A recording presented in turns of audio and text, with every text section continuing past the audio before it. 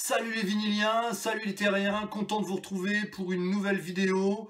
Alors 3 séquences, vous commencez à connaître le format maintenant, un album live et un petit bonus.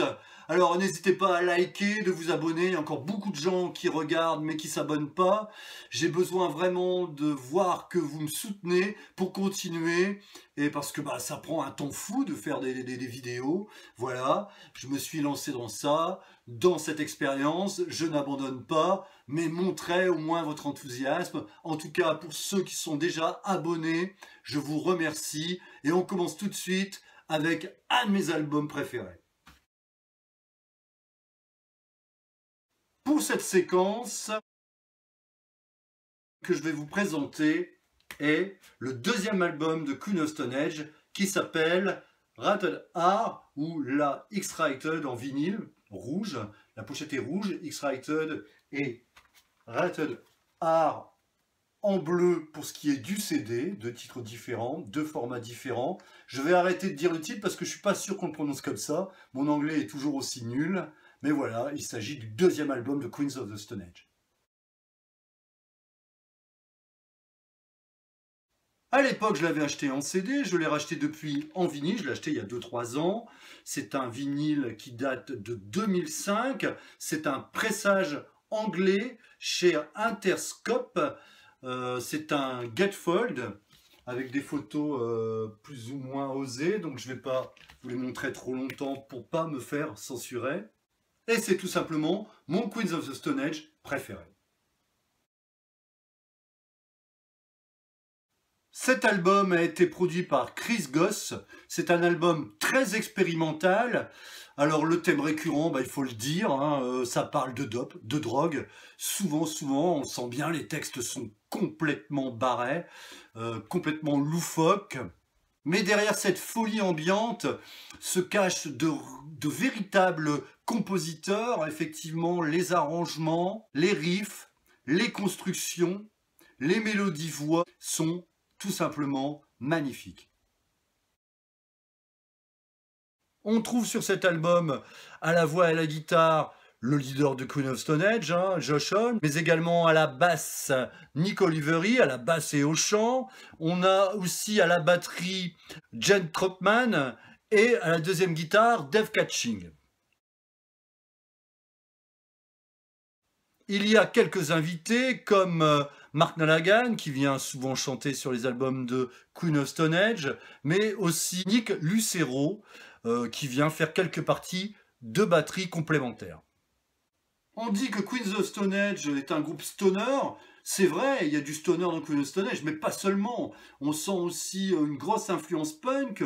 Ils peuvent avoir une influence glam, une influence hard rock, voire metal.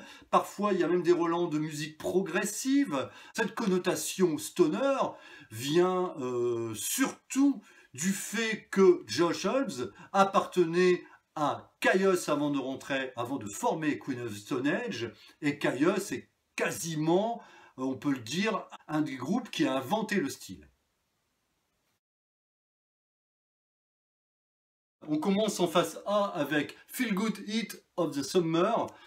Il n'y a rien à dire, je vous dis le refrain, les paroles du refrain, c'est nicotine, Valium, Vicodin, marijuana, un alcool et cocaïne. Donc voilà, tout est dit, c'est vous donner un petit peu la teneur du morceau. Très bon morceau rock, rapide. Alors en deuxième, c'est le hit un peu de l'album, The Lost Art of Keeping a Secret. Alors c'est, comme je l'ai dit, le single de l'album, avec un magnifique refrain, avec une superbe mélodie. Le troisième morceau s'appelle Leg of Lamb. Alors c'est un middle tempo, couplé musicalement ultra barré au niveau de la voix, la ligne mélodique de la voix tout aussi barrée, refrain très classe, un morceau très expérimental. On a Autopilote, titre à l'ambiance très cool, très aérien, c'est Mark Nalagan qui chante, magnifique refrain, les arrangements sont sublimes, le pont est complètement hallucinant, il est basé sur des voix, le pont il fait très Bowie, période Ziggy Stardust je trouve. Ensuite on a Better Living Through Chemistry. Alors ça commence basse, percu, très comment dire, très aérien, très psyché, avec des voix, avec une méga grosse reverb. Ensuite on a Monster in the Parasol, encore un titre complètement déjanté, couplet très rock'n'roll, avec un refrain complètement frappodingue. On se demande où ils ont trouvé un refrain pareil, mais c'est magnifique. Alors la phase se termine avec Quick on the Pointless, un couplet aux ambiances très 60s, mais avec Nick Oliveri au chant qui gueule sur le morceau, qui est très punk dans la voix. En phase B, ça commence avec In the Fade, magnifique titre entre ballade et rock. Ensuite arrive Tension Head, ou Tension Head, je sais pas comment on dit. Alors c'est un titre, on peut dire que c'est le titre métal de l'album, tout en puissance, avec bien sûr Nick Oliveri au chant. Arrive Lighting Song, alors c'est un instrumental, percu, guitare folk, basse, qui fait très Led Zeppelin. On finit par I Think I Lost My Head Ash, un morceau de 8 minutes 40, très expérimental, avec une intro qui tourne, très hypnotique comme ça. Je vous l'ai dit, il y a un titre bonus en plus sur le vinyle, il s'appelle Ode to Clarissa. C'est un titre assez rock, assez, je dirais, glam punk, c'est assez sautillant. Bon, c'est peut-être le titre le plus, entre guillemets, le plus léger. Il est bien, mais c'est pas le meilleur titre de cet album.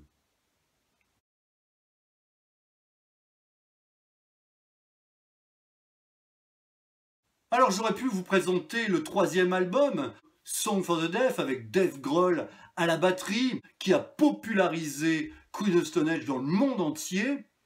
Mais perso, je préfère ce deuxième album. C'est mon pote Fred qui me l'a fait découvrir. On était en voyage en Allemagne à l'époque. Et quand j'ai entendu ça, j'étais carrément scotché. J'avais jamais entendu un ovni pareil.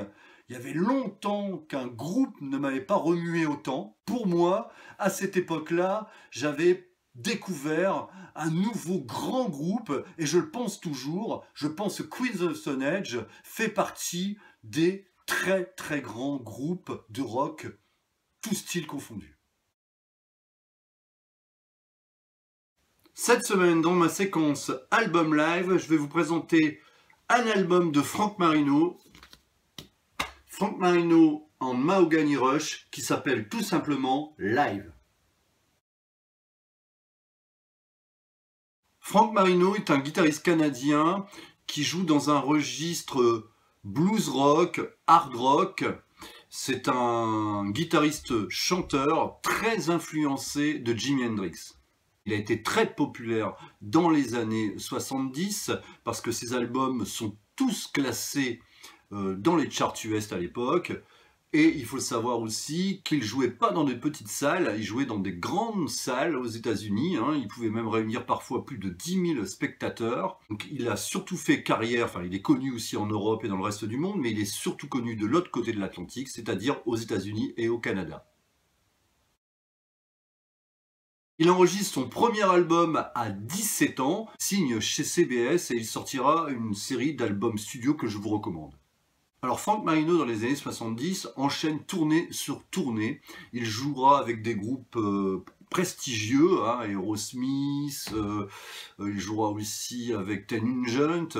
AC/DC feront même leur première partie, c'est vous dire comment le groupe est populaire à cette époque.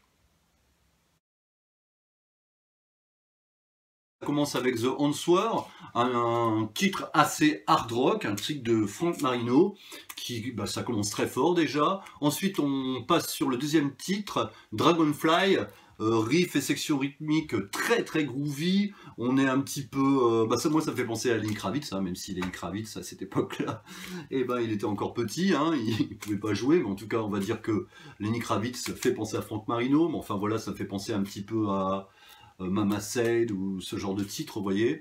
Le refrain est très Jimi Hendrix, et puis la voix est très éthérée par moments, voilà, ça plane bien, super beau titre. Ensuite on passe avec I'm a Kid Bee, Alors c'est un titre, je pense, de Muddy Waters, mais je suis pas sûr que ce soit Muddy Waters. En tout cas, Muddy Waters le joue, mais je suis pas sûr que ce soit de lui. Et ensuite, il reprend ce titre de Muddy Waters, et ensuite il enchaîne sur Backdoorman, enfin en tout cas Backdoorman, titre de Willie Dixon, c'est une impro avec I'm a Kimby, hein, c'est un medley des deux titres magnifique. Les deux titres durent 8 minutes 44, solo à foison, des envolées guitaristiques énormes. Ensuite, on finit la face avec A New Rock and Roll, un hard rock and roll de Frank Marino. En face B, on commence avec un Johnny B. Goode qui dure 5 minutes, solo, je vous raconte pas, magnifique. Ensuite arrive Talking About a Feeling, un titre de Frank Marino qui ressemble fort à du Hendrix, hein, puisque voilà, ça fait penser un petit peu à Foxy Lady. Ensuite, dans ce morceau-là, il inclut Who Do You Love de Bo Diddley, super morceau de Bo Diddley. Alors ces deux titres, ce medley dure à peu près un peu plus de 10 minutes, quoi. Ensuite, on part sur un solo de batterie, solo de guitare, enfin ça jam. Ensuite arrive Electric Reflection of War, un titre également de Frank Marino, suivi de The World Anthem, un instrumental un peu bizarre, un peu grandiloquent, et on finit sur, on ne pouvait pas finir autrement, sur Purple Haze de Jimi Hendrix, sur une version quasiment standard, puisqu'elle fait 3 minutes 23. Alors si on cherche vraiment, on peut trouver deux petits points négatifs à ce live. Tout d'abord sa durée, hein, puisque 44 à 45 minutes, on aurait bien aimé que ça dure un peu plus longtemps, voire même à sortir un double album live. Et puis petit bémol aussi peut-être sur la pochette, même si elle n'est pas vraiment laide, elle est sobre. Des fois il vaut mieux faire une pochette sobre qu'une pochette, je dirais, avec un artwork pas terrible. Mais là c'est quand même un live, on aurait aimé peut-être un gatefold avec des photos du groupe, Mahogany, et des photos de Frank Marino bien sûr. Bon, il faudra se contenter de cette pochette très sobre.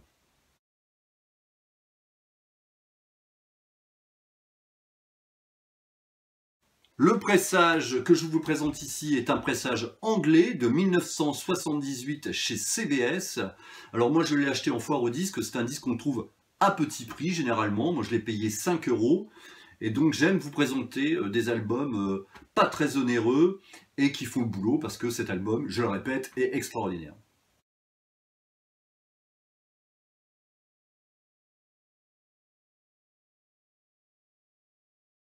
Frank Marino fait pourtant partie de ces grands guitaristes oubliés, grands guitaristes chanteurs. La nouvelle génération, elle ne doit pas trop connaître ce nom, hein, puisque moi déjà je suis des années 80, j'ai découvert cet artiste par Francis Zégut dans son émission Wango Tango sur RTL tous les vendredis soirs dans les années 80, émission de hard rock, rock blues, mais surtout hard rock. Je vous conseille de découvrir cet album magnifique, hein. Alors il faut le savoir qu'avec Frank Marino à la guitare et au chant, il y a Paul Harwood à la basse et Jimmy Ayoub à la batterie. C'est quand même un album exceptionnel qui vous ouvrira peut-être les portes de sa discographie studio. En tout cas, je vous le souhaite.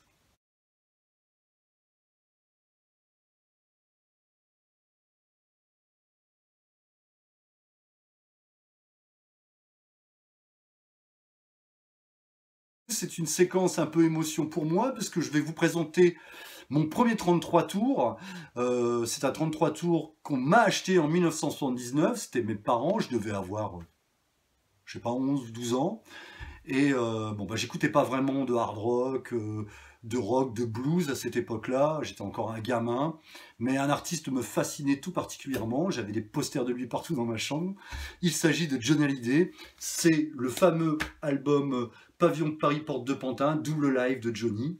Donc mes parents, pour une fois, m'avaient acheté un 33 tours. J'achetais que des 45 tours à cette époque-là. Donc je l'ai gardé précieusement. Il y a longtemps que je ne l'ai pas écouté. C'est un gatefold, double album. Donc voilà, je suis passé à autre chose depuis, bien sûr. Même si Johnny, du coup, est toujours resté un petit peu dans mon cœur. Quand il est parti, j'étais un petit peu peiné parce que c'est sûrement grâce à lui que j'ai écouté du rock'n'roll.